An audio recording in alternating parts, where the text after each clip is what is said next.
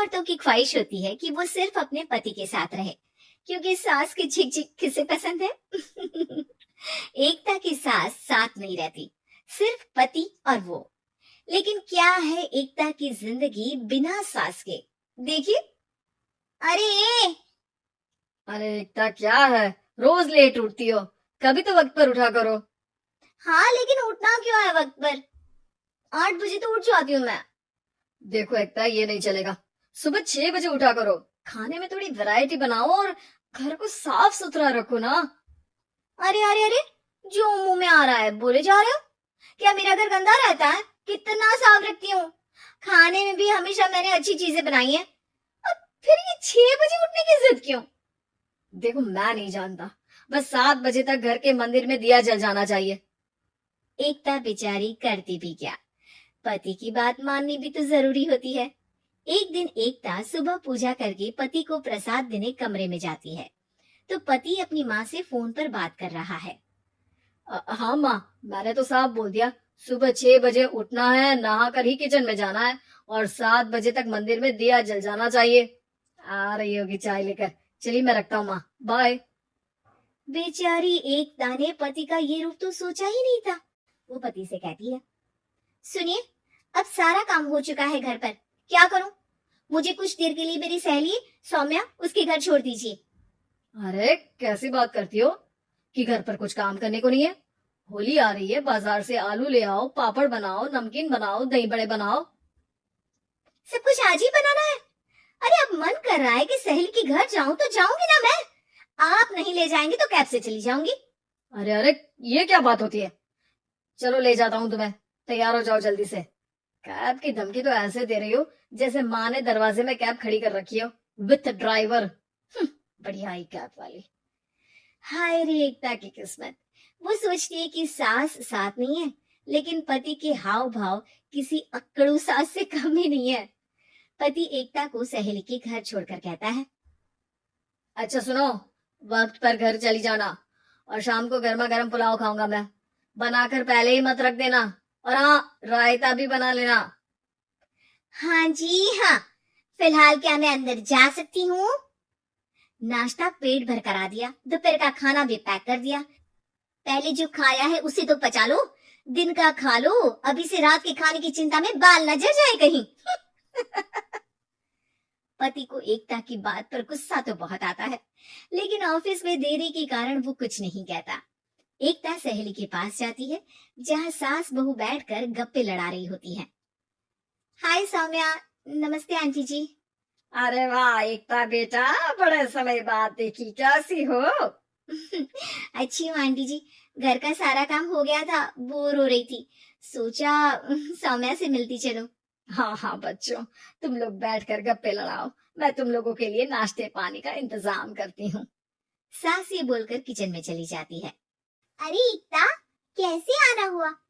थोड़ी परेशान सी भी लग रही है, सब ठीक तो है ना? अरे यार, कहाँ ठीक हो। ना सोने मिलता है, ना अपने मन का कोई काम करने मिलता है। बस सुबह 6 बजे से किचन और रात के 12 बजे तक घर का काम। मेरी तो कमर ही टूट रही है। अरे क्यों मजाक कर रही है? तेरे तो मजे हैं, अकेली रहती है पति के साथ, ना कोई सास ना ससुर, ना आस पड़ोस से मतलब। हम लोगों की सोच, जॉइंट फैमिली है, कितनी परेशानी होती है।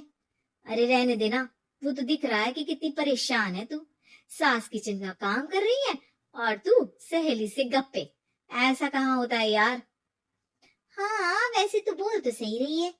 सुबह थोड़ा सा भी लेट हो जाए ना उठने में, तो मम्मी जी किचन संभाल लेती है।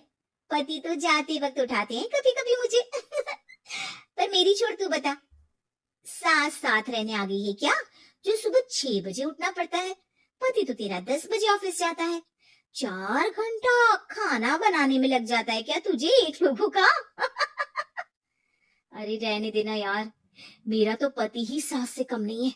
सारा दिन का ड्रामा, अरे बातें सुनाना, बोलियां बोलना, कोसना, क्या क्या नहीं आता है उसे। यार मैं तो हैरान होती हूँ कभी कभी कि ये सास की आत्मा तो नहीं आ जाती ना इसमें। अरे परेशान हो चुकी हूँ। इतना ही नहीं, वो तो अपनी माँ से मेरी चुगली भी करता है। समझ गई। मतलब तेरे पति की गाड़ी चल यहाँ रही है, लेकिन रिमोट तेरी सास के पास ही है। अरे अब जो समझ, रिमोट है या कंट्रोल है, बस मेरा तो मुश्किल हो रहा है यहाँ रहना। सोच रही हूँ 2-4 महीने के लिए मायके चली जाऊं। क्या करेगी? 2-4-10 महीने बाद तो आना ही है ना यहाँ पर।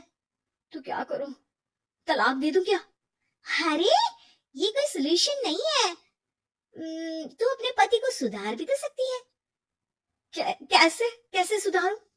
सौम्या उसके कान में कुछ कहती है, जिसे सुन एकता खुश हो जाती है। अगले रोज, हाय रे, मेरी तो टांगे ही नहीं चल रही है। हाय हाय हाय, बहुत दर्द हो रहा है भगवान।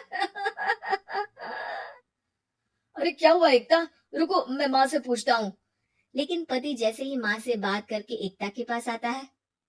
क्या नौटंकी है ये, क्यों रो रही हो? अरे कोशिश करो ना उठने की। ये काम से बचने के लिए जो नाटक है ना, बंद कर दो, वरना माँ आ जाएगी यहाँ पर।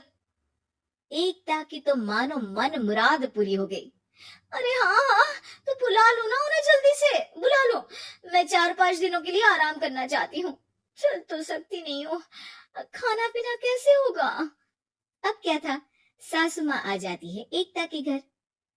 सासू माँ, मुझे ये हमेशा बताते हैं कि आप कितनी हार्ड वर्किंग है। बस अब अगले 15 दिनों तक मैं आपको देखूंगी और आपकी जैसी ही बनूंगी।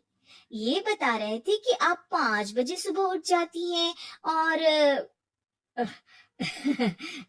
अरे बेटा, कुछ ज्यादा ही नहीं बता दिया तूने। अब नहीं माँ, मैं चाहता हूँ कि ये आपकी तरह तौर तरीके सीखे, जैसा आप मुझे बताती है ना। मैं तो हमेशा हॉस्टल में रहा, कभी देखा भी नहीं आपको, लेकिन मैं चाहता हूँ कि एकता पूरी आपकी कॉपी बने, घर गृहस्थी आप ही की तरह संभाले। हैं? हाँ। तो अब माँ जी यही है, तो क्यों न कल से शुरू। लेकिन अगले दिन सास 9 बजे सोकर उठती है। बेचारा बेटा बाहर से खाना मंगा कर खाता है।